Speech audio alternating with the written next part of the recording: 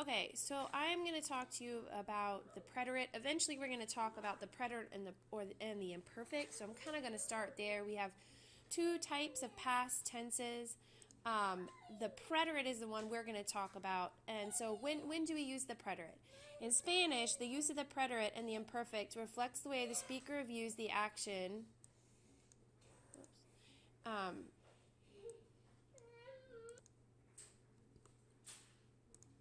So the preterite is used to narrate actions or events in the past that the speaker views as completed or finished, okay?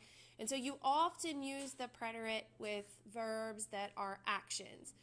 Victoria y Lucia hablaron por teléfono por 2 horas. So here you can see that speaking is an action, and then there's a time delineation that lets you know that this action was started in the past and it was completed in the past.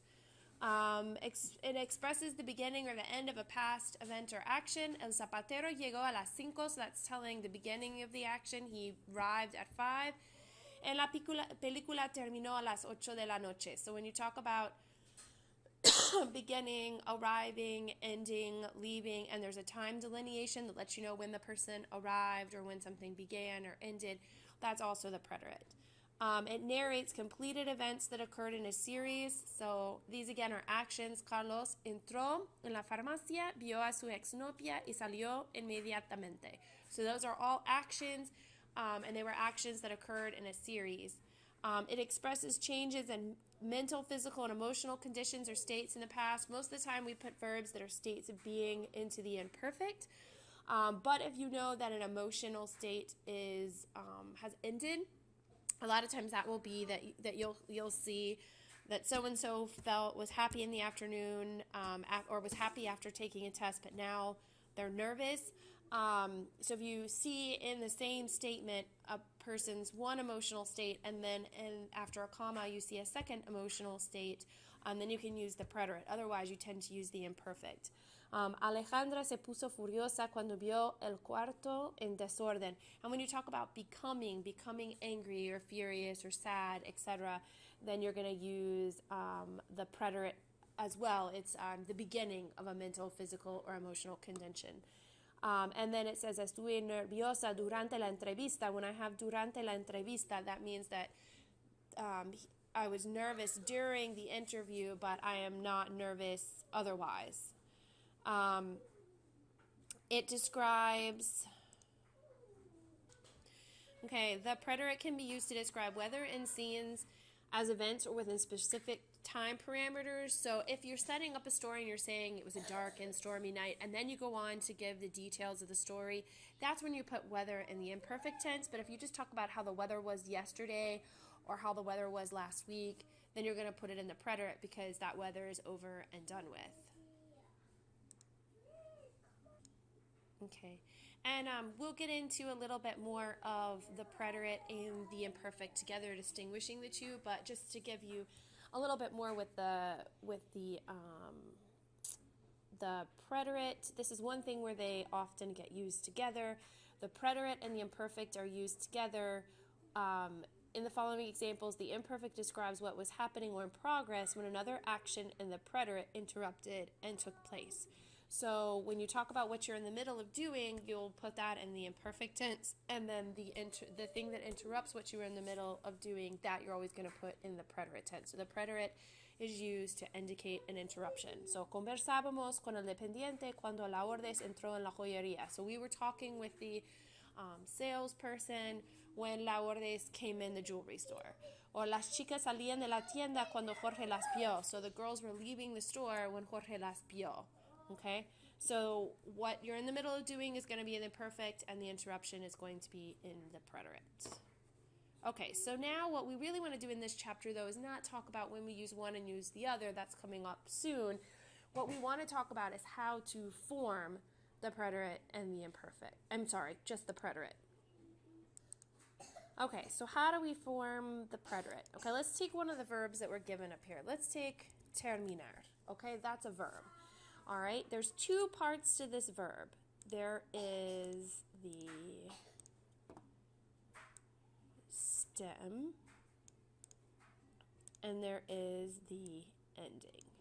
Okay, So this is your stem, and this right here is your ending.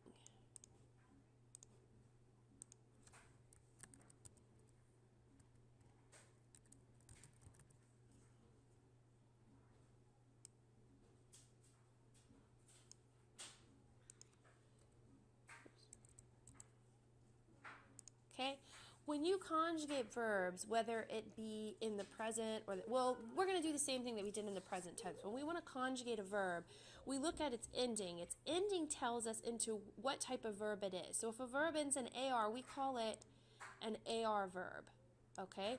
And we add a certain set of endings to AR verbs, and we add a certain set of endings to verbs that end in ER, and we add a certain set of endings to verbs that end in IR, okay? And so since we've determined that terminar is an AR verb and we want to conjugate it into the preterite tense to tell that, before we were saying class ends at 9 o'clock, now we want to say class ended at 9 o'clock, or maybe our teacher was sick, so class ended early yesterday. In order to do that, what we're going to do first is we're going to get rid of our ending, okay? And then you're going to take your stem and you're going to, so what you'll have left, we're just going to move it out of here. Let's move this over here. So we're going to take our stem.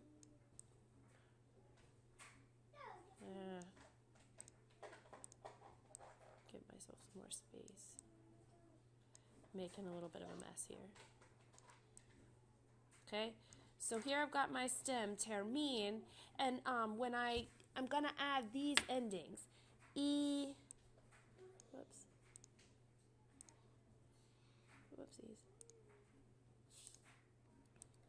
Whoopsies.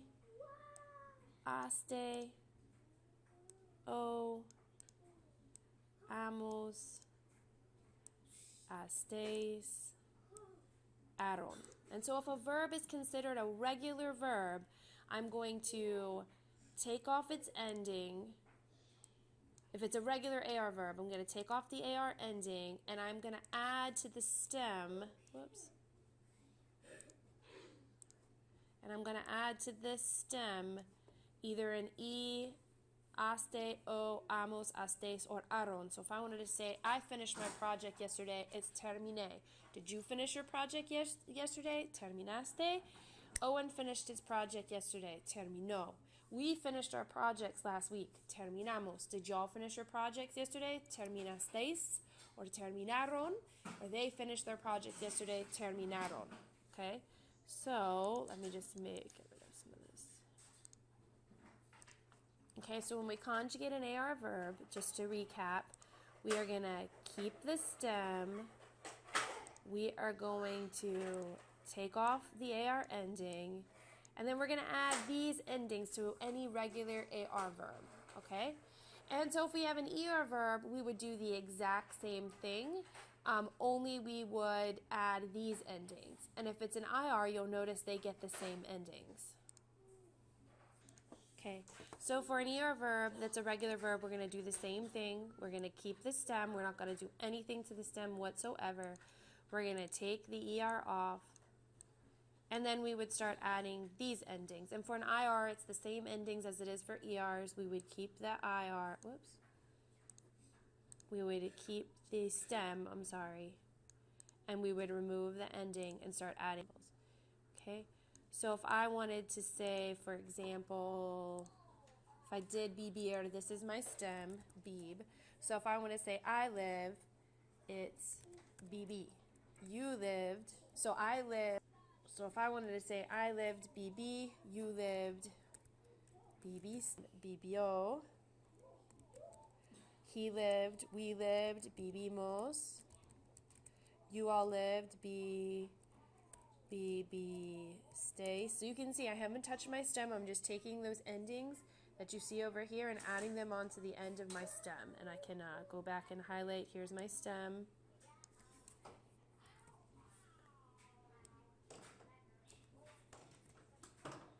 I haven't touched that beeb.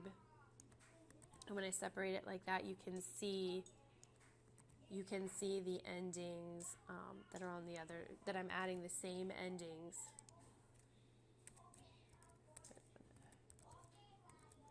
Vivieron. Okay. Okay, and I would do the same with conocer. Okay, so when you want to conjugate out a verb, a regular verb into the preterite tense, these are the endings that you use, and you just simply make sure that you don't touch the stem, you leave the stem alone, you take the ending off, and then you add the endings that correspond to what type of verb it is. Okay. Okay, so let's put it in practice. Here we have verbs in parentheses, and we're going to use these verbs to complete the sentences, saying these things were done in the past. So we have the verb conocer, which means to know, but in the preterite it means to meet. So I met my best friend in the 90s, okay? This is my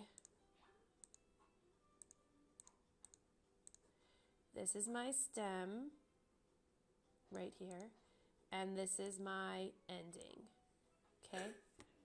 When I want to conjugate, what I'm going to do is I am going to keep my stem and get rid of my ending.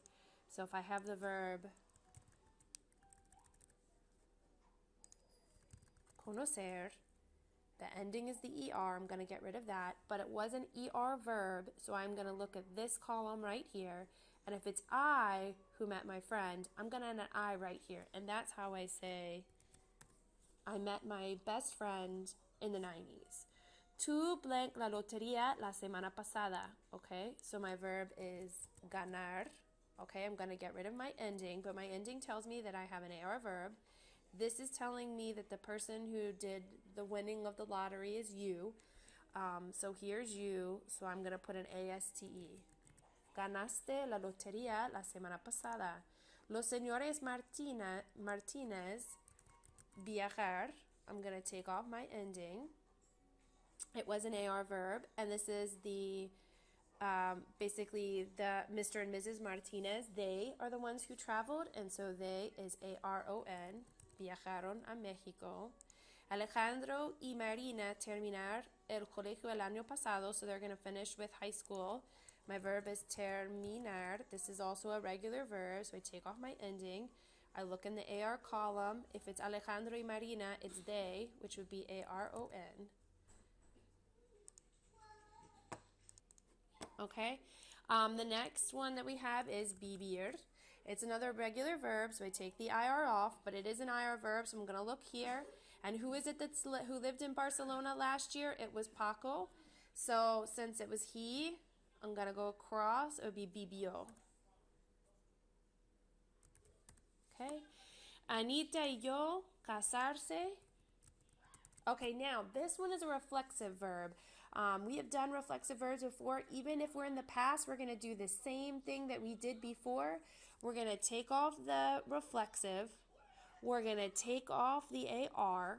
Okay, AR puts us into this column. Who got married? We did. That's the nosotros, so we're going to add AMOS. Our reflexive that we took off goes in front, but we need to make our reflexive match the verb, the ending of the verb, because that we use reflexive when either we're doing something to each other or when somebody is doing something to him or herself. Okay, so the subject and the object are the same person. So since these guys are, I'm going to go ahead and put it right here so I can go write them out. It should be nos. These are your reflexive pronouns in case you forgot. They're me, te, se, os, se. Okay? And so these, when a verb is reflexive, when you've done something to yourself or something to him or herself, or it's reciprocal reflexive when two people have done something to each other, like we hug each other, we write each other, we call each other, which is what's going on here. We married each other. Then you use a reflexive pronoun. It goes in front of your verb, attached to an infinitive, and it needs to match the ending of the verb. The subject and the object should be the same.